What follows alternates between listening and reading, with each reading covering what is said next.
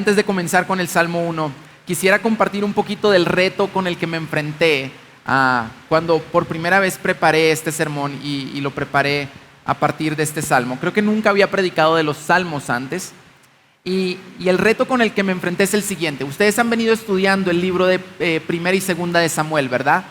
Si no me equivoco, ¿cuál fue el último sermón que oyeron de Segunda de Samuel? ¿Qué capítulo? El 11, ok, la historia de David y Betsabé, ok. Cuando estudiamos los libros de historia, ¿verdad?, de la Biblia, predicarlos, o sea, tiene sus complejidades, ¿verdad? Pero tiene algo que es quizás un poco sencillo, y es que, bueno, hay cosas culturales que explicar, ¿verdad? Hay personajes que la gente no sabe quién son y entonces hay que explicar qué aporta el personaje a la historia. Hay eventos del plan de redención de Dios que están siendo relatados, ¿verdad? Y queremos amarrarlos con la historia de la creación y de la caída y de la redención en Cristo. Y hay muchas cosas que explicar en las historias de la Biblia, ¿verdad? Cuando ustedes leen las historias, usualmente las entienden de inmediato o surgen muchas preguntas, ¿verdad? Surgen preguntas, ¿qué tiene esto que ver con mi vida cristiana? ¿Qué tiene? Pero con la poesía es un poquito diferente. Hay un reto. Y el reto es el siguiente. ¿Quién de ustedes, después de recitarle una poesía a su mamá por el Día de las Madres, o a su esposa o a su esposo, quién después de recitar la poesía se sienta con la persona y le dice, ok, déjame ahora explicarte lo que la poesía quería decir? No, ¿verdad? ¿Por qué? Porque daña el propósito de la poesía. La poesía está escrita de una manera que nos haga recibir y entender las cosas de una manera en que no las entenderíamos si no la explican. Y el Salmo 1 hoy es una poesía. Y yo estoy aquí parado como quien le canta a su esposa lo siguiente: cuando algún día te mire y en tus ojos y en tus manos pueda ver que, como dicen, el tiempo no pasa en vano. Cuando algún día en tus brazos nuestros hijos se adormezcan y volvamos a encontrarnos en la mesa. Yo estoy parado como el que le lee eso a su esposa y ahora se sienta con ella y le dice, amor, déjame explicarte lo que significa que cuando en tus ojos y en tus manos pueda ver que, como dicen, el tiempo no pasa en vano. Bueno, eso significa que cuando estés viejita, ¿verdad? No tiene mucho sentido hacer eso. Fíjense lo que dice, de hecho, uno de los comentaristas. Dice, aunque el lenguaje de la prosa se utiliza principalmente hacia la comunicación directa, el lenguaje poético se caracteriza por una cualidad más trascendente. Hay aspectos de la experiencia humana y aspectos del conocimiento de Dios para los cuales el lenguaje mundano de la prosa no puede proveer una expresión adecuada. La poesía es, entre otras cosas, un intento de trascender las limitaciones del lenguaje humano normal y de dar expresión a algo que no se expresa fácilmente en palabras. De hecho, en última instancia, puede ser inexpresible en términos humanos. Así que lo que quiero hacer, más que explicar este salmo, es motivarnos a vivir lo que este salmo nos llama a hacer. Es motivarnos, de hecho, a llegar a nuestras casas y leer este salmo y dejar que el salmo nos afecte. Es que incluso ahora, mientras lo leemos y mientras lo exponemos, permitamos que las palabras del salmo en poesía, que nos ayudan a comunicar cosas inexpresibles en prosa, ¿verdad?, pueda afectar nuestros corazones. Y con eso en mente, entonces quisiera que juntos leamos o recitemos, si se lo saben, el Salmo 1. Dice así: cuán bienaventurado es el hombre que no anda en el consejo de los impíos, ni se detiene en el camino de los pecadores, ni se sienta en la silla de los escarnecedores, sino que en la ley del Señor está su deleite, y en su ley medita de día y de noche. Será como árbol plantado junto a corrientes de agua, que da su fruto a su tiempo y su hoja no se marchita. En todo lo que hace, prospera. No así los impíos, que son como paja que se lleva el viento. Por tanto, no se sostendrán los impíos en el juicio, ni los pecadores en la congregación de los justos. Porque el Señor conoce el camino de los justos, pero el camino de los impíos perecerá. Acompáñenme a orar. Señor, sé que cada uno de los que estamos aquí porque de una u otra manera hemos aprendido y hemos sido transformados para poder deleitarnos en tu palabra. Estamos aquí porque por medio de tu palabra queremos escuchar de ti. Queremos escuchar tu voz. Queremos tener comunión contigo. Y por eso te pido que en este breve tiempo que vamos a estar compartiendo y que vamos a estar estudiando tu palabra juntos, que tú puedas hablarnos por medio de ella, que nuestros corazones puedan ser cautivados por ella, que podamos deleitarnos en ella, de tal forma de que ella nos lleve a amarte más, a caminar en santidad y a caminar contigo. En el nombre de Jesús, por sus méritos, te pedimos estas cosas. Amén.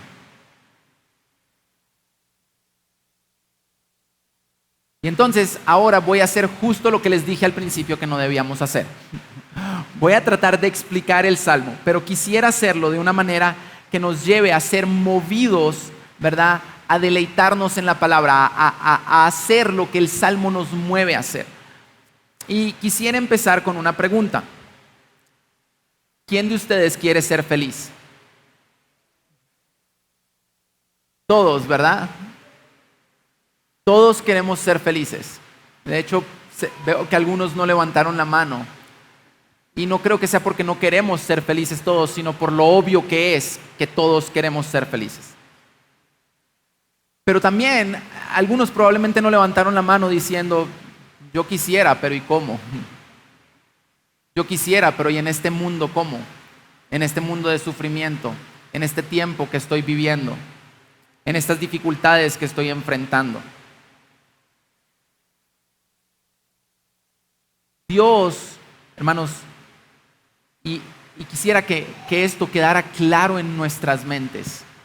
Dios quiere que seamos felices. Dios quiere nuestra felicidad. Dios quiere que estemos satisfechos. De hecho, el Catecismo de Westminster dice que el propósito del hombre es glorificar a Dios, ¿verdad? Conocer y glorificar a Dios y ser satisfecho en Él. La razón por la que nosotros no somos felices, la razón por la que a veces no somos bienaventurados, como dice este salmo, es porque andamos detrás de la felicidad en cosas y en ídolos que no pueden traer esa felicidad. Y quisiera empezar con que este salmo nos va a dar la clave y el principio, ¿verdad?, de por dónde podemos encontrar la felicidad. La palabra bienaventurado, ven la palabra con la que comienza el salmo, dice cuán bienaventurado, ¿verdad? A veces cuando los traductores traducen la Biblia, a veces no estamos seguros de por qué eligieron ciertas palabras, ¿verdad? Y quizás esta palabra bienaventurado es una de esas palabras que decimos, ¿por qué? ¿Por qué eligieron esta palabra bienaventurado? ¿Quién cuando su hijo vuelve de la escuela contento le dice, hijo, cuán bienaventurado te ves? ¿Verdad? No usamos esta palabra usualmente. Y por eso, esta es una de las palabras, perdón, estoy tratando de poner el tiempo y mi reloj no quiere funcionar, pero vamos a hacerlo sin tiempo aquí. Esta es una de las palabras que cuando leemos, a veces leemos la Biblia, ¿verdad? Y encontramos palabras que no necesariamente nos afectan. Cuán bienaventurado es el hombre. Eso no produce como en nosotros, pero imagínate que la Biblia dijera, cuán feliz es el hombre que no anda en el consejo de los impíos. Pues de hecho, eso es lo que el Salmo quiere decirnos. Cuán feliz, cuán gozoso. Quizás otra palabra que nos ayude es cuán satisfecho es el hombre que no anda en el consejo de los impíos. Este salmo quiere enseñarnos cómo empieza la búsqueda de la felicidad para el ser humano, cómo empieza la búsqueda de la satisfacción para nosotros. La Real Academia de la Lengua, el diccionario, define bienaventurado o alguien feliz, como alguien próspero, como un estado de gratificación espiritual y físico. Y la palabra que usa la Biblia, y la quiero usar porque quisiera que esta palabra nos ayudara a recordar este significado de satisfacción, de felicidad, de gozo, de plenitud. La palabra en el hebreo es la palabra ashrei. Ashrei, que en otros sitios de la Biblia se traduce como contento, como feliz. Hermanos, todos estamos de acuerdo en que queremos ser felices. Pero en cuanto intentamos aclarar cómo podemos serlo, entonces empiezan las diferencias. Eso lo dijo Aristóteles. Todos los seres humanos sabemos que queremos ser felices. Todos sabemos que todo otro ser humano quiere ser feliz. Pero cuando empezamos a pensar en cómo se alcanza la felicidad, ahí empiezan las diferencias. Y Dios, el Dios de la Biblia y el cristianismo, tienen una respuesta que no tiene ninguna otra religión, que no tiene ninguna otra filosofía, que es distinta a la sabiduría del mundo. Y por eso hoy debemos prestar atención a cómo perseguir la felicidad, a cómo perseguir el gozo. Escucha una definición que encontré por ahí. Dice: la felicidad es un estado del ánimo que supone una satisfacción. Quien está feliz se siente a gusto, contento, complacido. ¿Te has sentido así? De todas formas, el concepto de felicidad es subjetivo y relativo. No existe un índice de felicidad o una categoría que haya que alcanzar para que alguien se considere como una persona feliz. Pero la Biblia, de nuevo, y hoy en especial este salmo, nos van a ayudar a entender esto. Este salmo nos ayuda a entender que la felicidad, el gozo, la satisfacción empiezan con ser personas que se deleitan en la palabra de Dios. De nuevo, el Salmo 1 nos va a enseñar que nuestra felicidad, nuestra satisfacción, nuestra plenitud, nuestro gozo comienzan con un deleite en la palabra de Dios. Amén. Y Tim Keller hace poco estaba oyendo un podcast de él y lo dice de esta manera: si persigues la felicidad, no la vas a hallar. Pero si persigues a Dios y buscar su voluntad, la vas a hallar. De nuevo, este salmo nos va a enseñar lo siguiente: si tú buscas y persigues la felicidad por ella misma, no la vas a hallar. Pero si tú persigues deleitarte en la palabra del Señor, vas a hallar la felicidad. El principio de la felicidad, dicho de otra manera, es el deleite en la palabra de Dios. Ok, entonces empecemos con lo que el Salmo nos comienza diciendo. El Salmo comienza diciéndonos cómo no ser felices. El Salmo comienza diciéndonos cuál camino no tomar. Es como si llegáramos, no sé si les ha pasado, que se para uno en una esquina, en un lugar nuevo, como nosotros ahora en Uriangato, ¿verdad? Y en Moroleón, nos paramos en una esquina y preguntamos: ¿dónde están los mejores tacos de la ciudad? Y la persona empieza a explicarnos: bueno, mira, ¿ves ese letrero que está allá? Sí, lo veo. Ahí no es. Sigues un poquito derecho y vas a llegar al primer semáforo. Sí, allí tampoco es. Eso es lo que está haciendo el salmista para comenzar, ¿verdad? Nos está diciendo cuál no es el camino de la felicidad. Y no lo dice con 3 líneas paralelas. Vamos a ver qué dice. Dice: cuán bienaventurado es el hombre que no anda en el consejo de los impíos, ni se detiene en el camino de los pecadores, ni se sienta en la silla de los escarnecedores. Por ahí no, por acá no, por acá tampoco. Si estás en busca de la felicidad, si quieres ser un hombre una mujer bienaventurado, no es por acá. Comienza con no anda en el consejo de los impíos. Y rápidamente, si te das cuenta, estas 3 líneas están diciendo lo mismo, ¿verdad? A veces nos preguntamos, ¿por qué no simplemente dice el hombre que no peca? Ah, bueno, porque es poesía. Pero como yo la voy a explicar, de la poesía yo voy a hacer algo menos útil, ¿verdad? Y voy a decir, bueno, las 3 líneas lo que dicen es, cuán bienaventurado es el hombre que no peca. Básicamente lo que está diciendo, cuán bienaventurado es el hombre que no desobedece a Dios. Cuán bienaventurado es el hombre que no desobedece la ley de Dios, ¿verdad? Pero, y aquí está la riqueza de la poesía. Pero fíjate que no lo dice con los mismos términos. Comienza con un paralelo de 6 palabras. Y vamos a ver las palabras. Comienza con el verbo andar, el hombre que no anda. Pero luego es el hombre que no se detiene. Y luego es el hombre que no se sienta. ¿Puedes ver la progresión? No es solo el hombre que no peca. Es primero el hombre que no anda en compañía de pecadores. Y luego es el hombre que no se detiene. Y luego es el hombre que no se sienta. ¿Se dan cuenta de la progresión?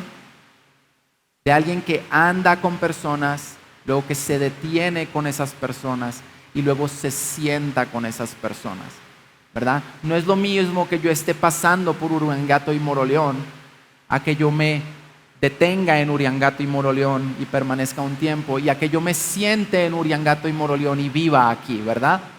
Por decirlo de alguna forma, ustedes todos están sentados en Uriangato, están asentados en este lugar, ¿verdad? Adalí y yo no, Adalí y yo vinimos y esta tarde regresamos.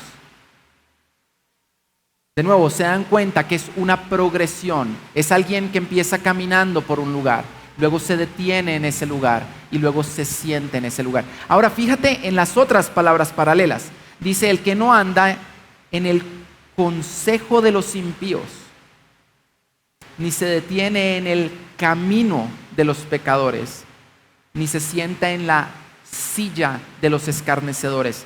Impíos, pecadores y escarnecedores. De nuevo, ¿te das cuenta de la progresión? Y en el español quizá no se nota tanto. De hecho, para mí impío es como un poco peor que pecador. Pero en realidad en el original vemos esta progresión de hombres que hacen cosas malas, a hombres que son malos, a hombres que viven y se deleitan en la maldad. Hermanos, así es el pecado.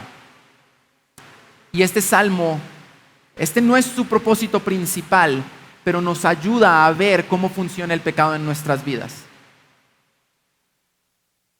Tú quizás dices, bueno, yo no me siento en la silla de los escarnecedores, yo no me escarnezco de aquellos a los que les hice mal o a aquellos de los que sufrieron mal. Yo no estoy sentado con esa gente. Yo solo tengo un que otro pecado aquí que no me gusta que me toquen. O quizás tú eres joven y dices, ay, mis papás, ¿por qué hacen tanto énfasis en que me cuide de la maldad, en que el pecado que hay en mi corazón? Yo soy una buena persona, yo nunca haría lo que fulano, yo nunca haría lo que fulana, yo nunca haría lo que... Déjame decirte que si hay algo que es cierto del ser humano, es que todos nosotros somos capaces de los peores pecados que nos podamos imaginar. No por haber crecido en una buena familia o con tu papá y tu mamá o teniendo lo que necesitas, ni por haber crecido en una peor familia o en necesidad, vas a estar predispuesto a ser más o menos malo.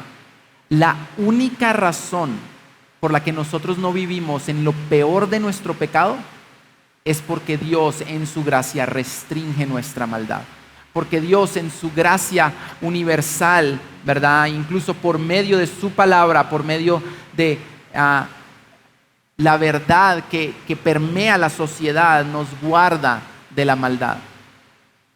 Pero no sé si has oído de lo que está sucediendo en Francia en estos días, de lo que está sucediendo en Estados Unidos con los movimientos LGBT y con las locuras que se están enseñando. Todo esto nos muestra cuán profundamente puede el ser humano llegar a ser malo. Y no quiero decir detalles de las cosas que se enseñan o que se están haciendo, ¿verdad? Porque algunas hasta no deberíamos mencionarlas. Pero el ser humano puede llegar a tal profundidad de maldad. El problema es que no llega ya de inmediato. Así que si tú estás aquí hoy y estás coqueteando con algún pecado, ¿tienes algún pecado favorito que tienes escondido, que nadie ha visto, que nadie conoce, que solo tú y Dios conocen, y dices, ese pecado no es tan grave, ese por lo menos no va a destruir mi vida, ese lo puedo guardar hasta el final de mis días? Déjame decirte que te estás engañando, porque el que comienza caminando con el consejo de los impíos termina deteniéndose en el camino de los pecadores y muchas veces termina sentándose en la silla de los escarnecedores. Si estás luchando con algún pecado, si estás batallando con algo, yo de verdad te ruego, confiésalo. Te ruego, ábrelo. Ve donde tu papá, donde tu mamá si eres joven, si eres adulto y estás casado, donde tu pareja. Ve donde uno de los pastores o uno de los líderes de la iglesia, donde algún amigo, donde algún hermano en el que confíes, en el que quizás digas, yo sé que él no va a regar esto, él no va a decirle a otros esto. Y confiesa tu pecado. Huye de la maldad, porque nuestro corazón engañoso nos va a llevar en una espiral. Y aquellos que comienzan caminando en el consejo de los impíos terminan sentándose en la silla de los escarnecedores. Mira lo que dice Spurgeon acerca de esta sección. Dice que el salmista dice, cuando los hombres están viviendo en pecado, ellos van de mal en peor. Al principio ellos apenas caminan en el consejo de los descuidados, de los no piadosos, de los que olvidan a Dios. El mal es algo más práctico que habitual, pero después de eso, ellos comienzan a habituarse al mal y empiezan a pararse abiertamente en el camino de los pecadores, aquellos que voluntariamente violan los mandamientos de Dios. Y si los dejas, ellos van un paso más allá y ellos mismos se convierten en los maestros pestilentes y los tentadores de otros. Y entonces se sientan en la silla de los escarnecedores. Ellos han llegado a tal grado de vicio que como buenos y verdaderos doctores de maldición están instalados en su cátedra. Eso es lo que dice Spurgeon. Así que, hermanos, si eres cristiano y tienes algún pecado guardado, algún pecado que nadie conoce, algún pecado que dices, lo tengo bajo control, recuerda a David, el hombre conforme al corazón de Dios, que quién se iba a imaginar que iba a terminar cometiendo asesinato del hombre cuya esposa él mismo adulteró. Cuidémonos del pecado. Y si eres no creyente, déjame decirte, si tú eres no creyente y estás aquí y crees que tienes tu maldad bajo control, déjame decirte que tú eres esclavo de tu maldad. Que por más que trates, no vas a poder huir de la maldad que hay en tu corazón y que solo en lo que vamos a ver a continuación vas a poder encontrar libertad. Ahora el Salmo pasa entonces a un segundo punto, ¿verdad? Comenzamos hablando de que el Salmo nos dice cómo encontrar el camino a la felicidad, a la dicha, a la satisfacción, a ser bienaventurados, a ser plenos, ¿verdad? Y comienza diciéndonos, como aquel que nos dice por acá no, por allá no, eso nos dice, este no es el camino a la felicidad. Y comienza diciéndolo porque usualmente todos vamos caminando por ese camino. Pero ahora nos dice cómo sí hallar la felicidad. Y escucha lo que dice. Voy a parafrasear, ¿verdad? Con lo que dice aquí. Dice, cuán bienaventurado es el hombre que se deleita en la ley del Señor, o cuyo deleite está en la ley del Señor, y en su ley medita de día y de noche. Este es el principio de la felicidad. Este es el principio de la plenitud, de la dicha, de la satisfacción plena. El deleite en la ley del Señor. Ahora, no sé si te acabas de dar cuenta que es extraño. Usualmente si llegas a alguien que te está dando direcciones, ¿verdad? Y te dice, bueno, mira, cuando llegues al final de la calle, no cojas hacia la derecha, tú inmediatamente asumes, pues voy a tener que coger hacia la izquierda, ¿verdad? ¿Sí? Sí, si uno va por una calle y te dicen, cuando llegues al final de la calle, no cojas hacia la derecha. ¿Qué asumes? Pues cojo para la izquierda, ¿verdad? Lo extraño es que el Salmo no responde así. El Salmo comienza diciéndonos, cuando vayas en busca de la felicidad, no andes como los pecadores, pero luego no dice, y anda en santidad. ¿Se dan cuenta que el Salmo no dice lo contrario? El Salmo no dice, la felicidad se halla si caminas por el camino de los justos y te sientas si andas en el consejo de los justos y te detienes en el camino de los buenos y te sientas en la silla de los piadosos. ¿Verdad? ¿Qué dice el Salmo? Sino que en la ley del Señor está su deleite. El Salmo comienza hablando de una actitud, de un camino de vida, ¿verdad? De hábitos, y luego apunta a nuestro corazón. El camino a la felicidad plena, el camino al gozo pleno, este Salmo nos enseña, comienza por examinar nuestro propio corazón. Comienza por examinar en qué nos deleitamos.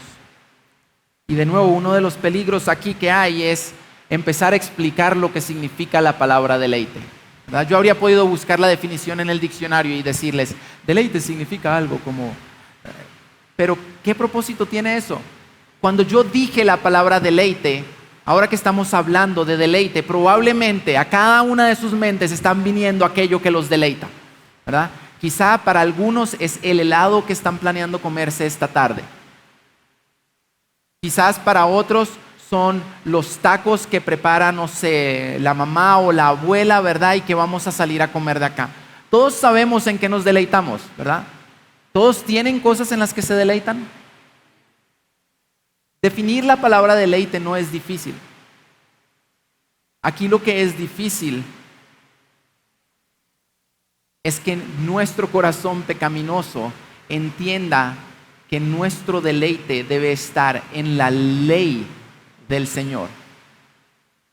No sé si hay algún abogado aquí, pero me imagino que ni siquiera los abogados aquí presentes se deleitan en la ley mexicana, ¿verdad? O si sí, avísenme para recomendarles un psicólogo o algo quizás. Pero, ¿quién se deleita en leer una ley? ¿Quién ha leído leyes? ¿Han leído leyes? ¿Quién se siente? Mi cafecito y ahora a leer mi ley mexicana. No, ¿verdad? No, y es similar, cuyo deleite está en la ley del Señor. ¿Cómo así? ¿Por qué? O sea, ¿quién se deleita en una ley? Entonces, quisiera que en este momento lo que tratáramos de hacer, vamos a tratar de permitir que la palabra nos ayude a mover nuestro corazón, a entender por qué la ley de Dios debe deleitarnos, ¿verdad? Y solo para hacer un poquito más énfasis de nuevo, para el salmista, la ley de Dios era todo lo que él tenía en ese momento de la palabra de Dios, ¿verdad? De hecho, en términos técnicos, era la Torá, que eran los 5 primeros libros de Moisés de la Biblia, ¿verdad? ¿Por qué? Porque en ellos tenemos la ley expresa de Dios. Dios le dio su ley a su pueblo, le dio su ley a Moisés, ¿verdad? Y su ley la tenemos principalmente en los libros de Éxodo, Levítico y Deuteronomio. De hecho, Deuteronomio significa segunda ley. Básicamente es el repaso de la ley. Pero de hecho, de ahí en adelante en la Biblia y en los profetas y en el Antiguo Testamento no tenemos leyes nuevas. Si vamos a los profetas acusaban al pueblo de violar la ley que ya tenían. Les hablaban de la ley de Moisés en términos de lo que ellos estaban viviendo en ese momento. Y la ley de Dios para ellos era todo lo que Dios había dado en el Antiguo Testamento. Y ahora, ¿por qué necesitamos ser animados a deleitarnos en la ley de Dios? Porque ¿qué fue lo que hicieron Adán y Eva? ¿Qué fue lo que hizo la serpiente con la ley de Dios en el jardín?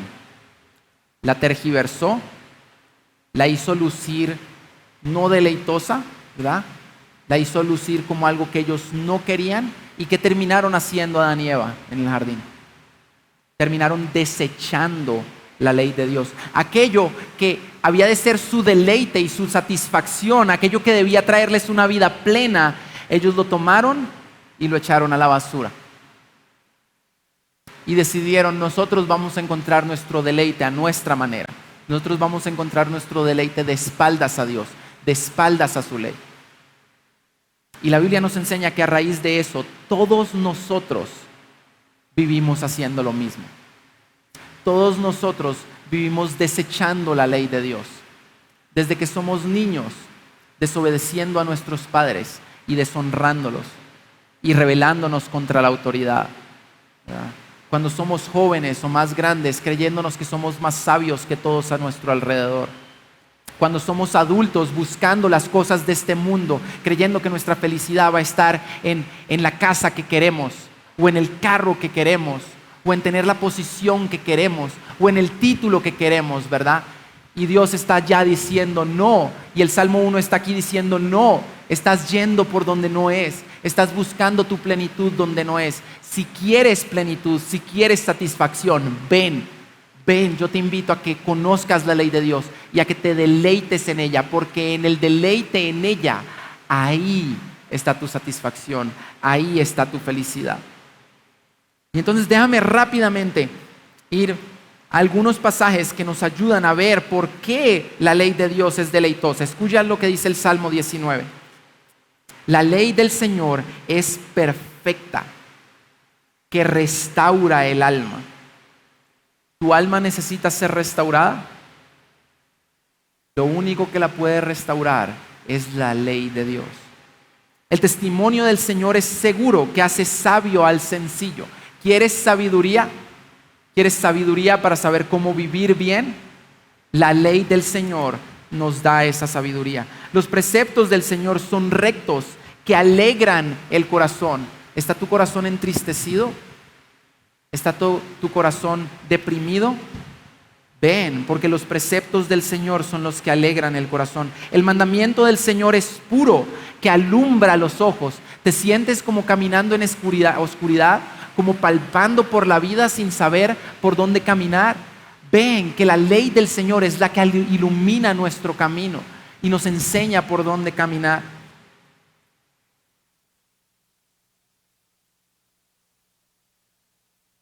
El temor del Señor es limpio, que permanece para siempre. Los juicios del Señor son verdaderos, todos ellos justos. Y escucha de nuevo lo que dice el salmista. Escucha cómo habla del deleite, en otras palabras. Deseables más que el oro, sí, más que mucho oro fino. Así de deleitosa es la palabra, más dulces que la miel y que el destilar del panal. Además, tu siervo es amonestado por ellos, en guardarlos hay gran recompensa. ¿Quién puede discernir sus propios errores? Absuélveme de los que me son ocultos. ¿Te das cuenta por qué la palabra del Señor es deleitosa? Porque restaura nuestra alma, porque hace sabio al sencillo, porque alegra el corazón, porque alumbra los ojos de los que andan en la oscuridad, porque permanece para siempre, porque es justa. Y por eso es más deseable que el oro y más dulce que la miel. Isaías 55:11 también nos recuerda por qué la palabra de Dios ha de ser nuestro deleite. Dice Isaías 55:11. Así será mi palabra que sale de mi boca. No volverá a mí vacía sin haber realizado lo que deseo y logrado el propósito para el cual la envié. Porque la palabra de Dios es poderosa. Porque para hacer todo lo que el Salmo 19 dice, la palabra de Dios no puede ser como las mías, que le digo a mi hijo, hijo, deja de hacer eso, y mi hijo sigue haciéndolo. sea, mis palabras tienen tan poco poder que ni siquiera puedo lograr que mi hijo haga lo que debe hacer, ¿verdad? Pero la palabra de Dios no es así, su ley no es así. Su ley es poderosa y sale de su boca para hacer lo que Él dice. De tal forma que su ley y su palabra fueron las que hicieron que todo lo que vemos exista. Por eso su palabra es deleitosa, porque su palabra tiene poder para transformarnos, poder para darnos alegría, poder para iluminar nuestro camino. Y Hebreos de nuevo lo dice de otra manera, ¿verdad? Nos dice, lo voy a parafrasear, que la palabra de Dios es más cortante que una espada de 2 filos, que discierne el alma, ¿verdad? Hasta que penetra hasta los tuétanos. ¿Verdad? La palabra de Dios es la que nos puede ayudar a discernir nuestro propio pecado. La palabra de Dios, de hecho, es la que nos discierne, nos ayuda a discernir si estamos andando con pecadores, si estamos deteniéndonos en el camino de los pecadores, si estamos sentándonos en la silla de los escarnecedores. Así que, hermanos, si queremos ser el hombre feliz, el hombre justo, el hombre pleno, necesitamos deleitarnos en la palabra del Señor. Y entonces, el Salmo nos muestra rápidamente cuál es el fruto de ese hombre satisfecho y nos muestra cuál es el fruto de los que no se deleitan en la palabra del Señor, ¿verdad? Nos dice que son como o serán como un árbol plantado junto a corrientes de agua, que da su fruto a su tiempo y su hoja no se marchita, y que en todo lo que hace prospera. Yo estoy seguro que ustedes han visto árboles marchitarse. Hierba que salió un día, secarse, estar amarilla y caer.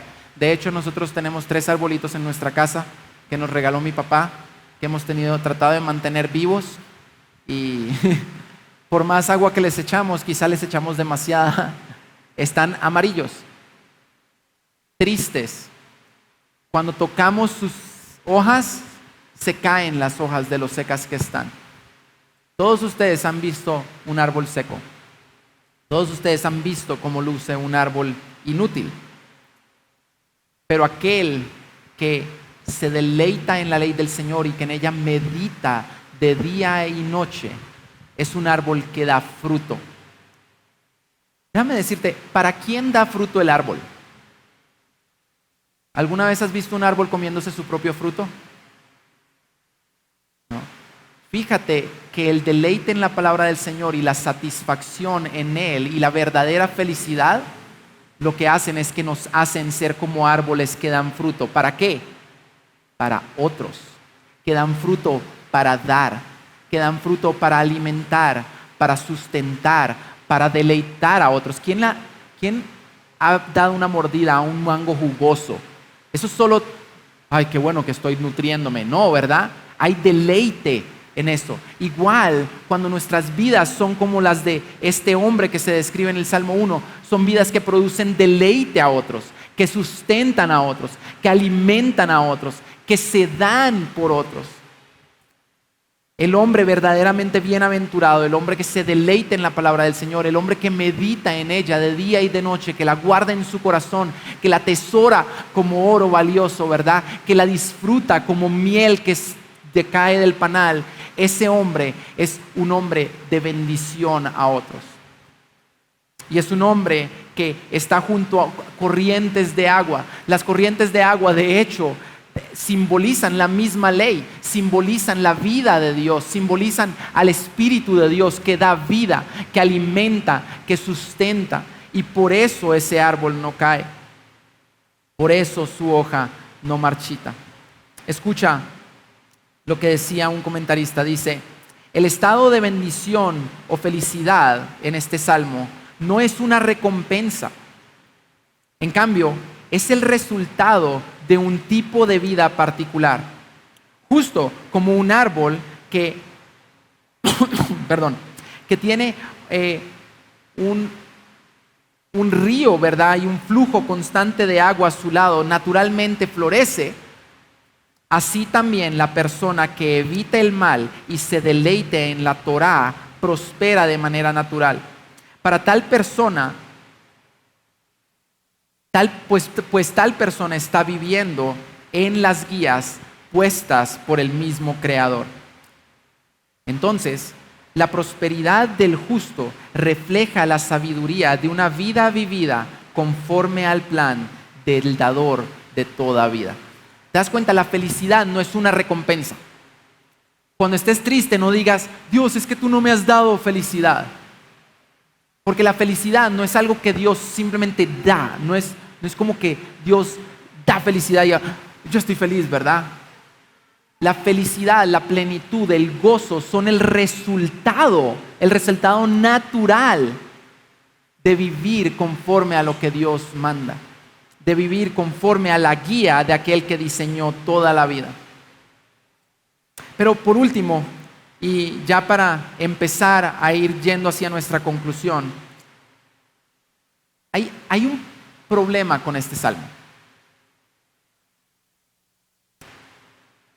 ¿Quién de ustedes vive todos los días de su vida diciendo, wow, qué bendición que yo soy ese árbol plantado junto a corrientes de aguas vivas? ¿Quién de ustedes vive todos los días diciendo, wow, es que mira, gracias Dios por el fruto que he podido dar porque estoy junto a aguas vivas? ¿Saben cuál es el problema? Que nosotros vivimos en un mundo de sufrimiento, que nosotros no nos vemos como ese árbol, que nosotros nos vemos más como la descripción siguiente. No así los impíos, que son como paja que se lleva el viento. ¿Te has sentido como paja? ¿Qué hacen con la paja? ¿La paja es de bendición a alguien? ¿Le ayuda a alguien? ¿Le sirve a alguien? Usualmente la ponen en montones y la queman, ¿verdad? Porque lo que hace es que ocupa espacio. Ni siquiera para eso nos sirve. Y usualmente así es como nos vemos. Usualmente nos sentimos más como paja que es llevada de un lado a otro por el viento. Como paja que no tiene propósito, que no sabe si lo que está haciendo es de gloria a Dios o de utilidad a otros. Por tanto, no se sostendrán los impíos en el juicio, ni los pecadores en la congregación de los justos. Porque el Señor conoce el camino de los justos, pero el camino de los impíos perecerá. Esto nos lleva a una pregunta. ¿Por qué, si es tan fácil el camino a la felicidad, tan fácil, si es solo deleitarnos en la palabra de Dios, por qué ningún ser humano en esta tierra es plenamente feliz? ¿Por qué aún aquellos que parecen deleitarse en la palabra de Dios o que parecen hacer el bien o que parecen ser justos sufren? El final del versículo 3 nos lleva a una pregunta. Escucha, el capítulo 3 dice, en todo lo que hace, prospera. Pero el final del capítulo 3 nos lleva a la siguiente pregunta. ¿Por qué hay justos que parecen no prosperar e impíos que parecen prosperar? ¿Por qué hay gente buena que le va mal y gente mala que le va bien? Porque yo, que creo que he vivido una buena vida, estoy sufriendo lo que estoy sufriendo. Porque yo, que fui el que hizo bien las cosas en los negocios, me terminó yendo mal. Y él, que estaba haciendo las cosas mal, hoy es rico y prospera. La Biblia nos responde de dos maneras. Primero, en última instancia, ningún ser humano es este hombre justo. En última instancia, ninguno de nosotros puede ser este hombre. ¿Quién de ustedes se ha deleitado toda su vida en la palabra de Dios? ¿Quién de ustedes toda su vida ha meditado en ella de día y de noche de tal forma que viven conforme a ella en todo lo que hacen? ¿Quién allá afuera, por más moral que diga ser, se ha deleitado en la palabra de Dios toda su vida? En última instancia, ninguno de nosotros es este hombre justo. Nosotros todos vivimos las consecuencias de nuestro pecado, ya sea del pecado de otros o de nuestro propio pecado, o de los efectos del pecado sobre la creación, ya sea por desastres, por mala suerte, por accidentes. Y déjenme traerlo un poco a lo que han estado estudiando en Primera y Segunda de Samuel. Primera y Segunda de Samuel nos llevan a buscar un rey justo, un rey perfecto, el rey verdadero. Y de hecho, si lo empiezan a leer, parece que David es ese rey. El que falló fue Saúl y Saúl ya fue desechado, pero ahora Dios levantó a su rey. a su rey conforme a su corazón. Y la semana pasada vieron que ese rey, por más que por mucho tiempo se deleitó en la palabra de Dios, terminó andando en el consejo de los impíos, deteniéndose en el camino de los pecadores y sentándose en la silla de los escarnecedores. Y entonces, la Biblia nos ayuda a ver cuál es la respuesta a este salmo. Jesús, la respuesta correcta a todas las preguntas de escuela dominical, ¿verdad?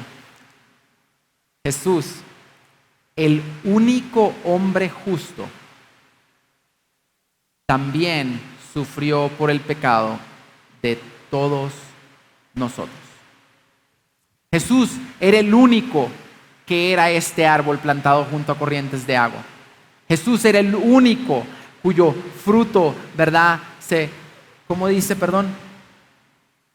Que da su fruto a su tiempo, que daba su fruto a su tiempo, que era una bendición a todos a su alrededor, que su hoja no se marchita. Pero Él terminó siendo como el impío, como paja que se lleva el viento, como aquel que no se sostuvo en el juicio, como aquel que el Señor no conoció su camino. El Señor, siendo el único que era el árbol, terminó con el juicio del impío, porque Él estuvo dispuesto a cargar nuestros pecados. Fíjate cómo lo dice 1 de Pedro 3:18. Porque también Cristo murió por los pecados una sola vez, el justo por los injustos, para llevarnos a Dios, muerto en la carne, pero vivificado en el Espíritu. Y lo contraintuitivo de todo esto es que Jesús, al terminar como los impíos, se convirtió ahora en el más grande árbol plantado junto a corrientes de agua, cuya vida y cuya muerte dieron fruto para bendición de todos aquellos que creemos en Él.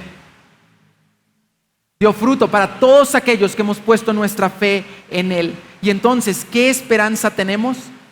La única esperanza que tenemos es que hemos sido justificados por el único que fue ese hombre justo.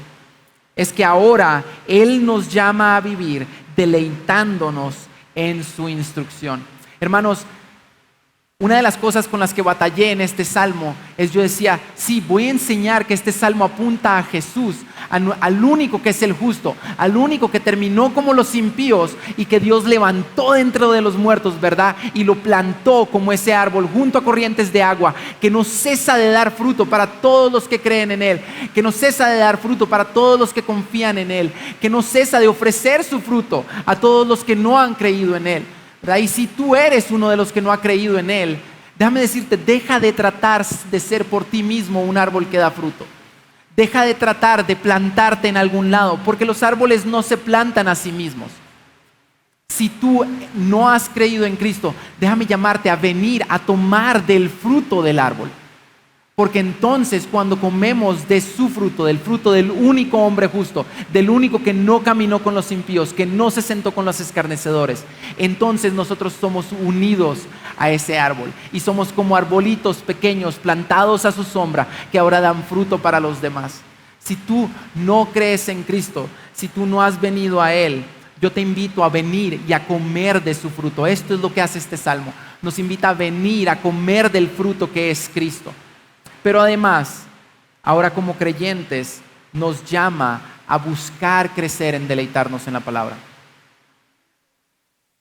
Nos llama a que vengamos y aprendamos a deleitarnos en su ley. No sé cuántos de ustedes se levantan en la mañana o abren sus Biblias a mediodía o en la noche antes de dormir van a leer su plan mensual o su plan anual de la Biblia y la leen rápido. Por tanto, los ancianos entre ustedes exhorto yo, anciano como ellos, testigo de los padecimientos de Cristo y también ya terminé mi plan, ¿verdad? ¿Cuántos de nosotros nos perdemos del deleite que hay en la palabra? Hermanos, pidámosle al Señor que nos haga como este hombre. Nosotros no somos este hombre en nosotros mismos, pero si venimos y comemos del fruto que Cristo ofrece por medio de su muerte y su resurrección, ¿verdad? por medio de lo que de hecho según Primera de Pedro también nos dice en el capítulo 2 y que Richard leyó esta mañana. Tenía este pasaje en mi lista y no habíamos hablado, no habíamos dicho nada. Escucha lo que Cristo hizo por nosotros para que nosotros pudiéramos ser como este árbol. Porque para este propósito han sido llamados, pues también Cristo sufrió por ustedes, dejándoles ejemplo para que sigan sus pasos. Primera de Pedro 2:21. El cual no cometió pecado, ni engaño alguno se halló en su boca. Y quien cuando lo ultrajaban no respondía ultrajando, cuando padecía no amenazaba, sino que se comendaba a aquel que juzga con justicia.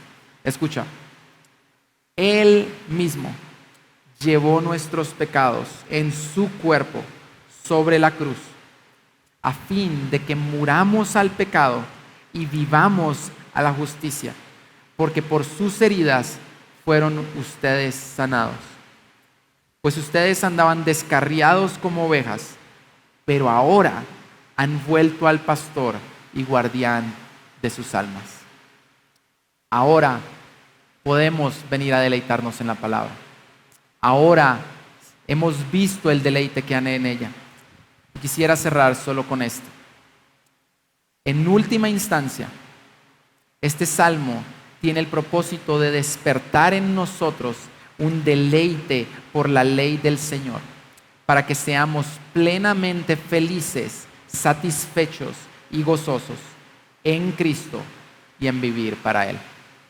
Amén. Así que oremos por eso y que el Señor nos ayude a deleitarnos en la palabra como este salmo nos invita a deleitarnos en ella, para que hallemos verdadera satisfacción en Él.